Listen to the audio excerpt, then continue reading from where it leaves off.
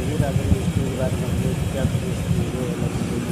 त्यसले सानो बेरिङ लाग्छ यसरी हाउसिङमा त्यो कोन हेर्नुहोस् है कोड छोएको क्या ठ्याक्कसँगले मिलाइराख्ने भित्र तपाईँ कोन हुन्छ अनि भित्र कोड घुसाउँदै हुन्छ बिचरा जुगाड लगाएर हुल कलम पुर्याउने हुन्छ यसरी तपाईँको यताबाट नयाँ साबुन ल्याएको छ होइन नयाँ पुरानो साबुन दिनु नयाँ साबुन ल्याएको छ अब त्यो फिट गर्ने प्रयासमा लागिरहेको छ लागेर जल्दी हामीले हालिसकेर अनि त्यहाँ घुमाएर बेरीमा बसेर अनि यो सानो बेरी त्यहाँ बसाइसकेर अनि त्यो बाहिर फेरि कोनेर हाल्नुपर्छ अनि कोन हालेर बिस्तारै टक्क फुक्नुपर्छ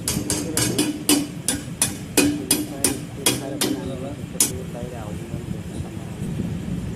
अनि त्यो हाम्रो क्याप बाहिरबाट लकको लागि लक क्याप लगाएर लगाएर टाइट मजाले गर्नुपर्छ।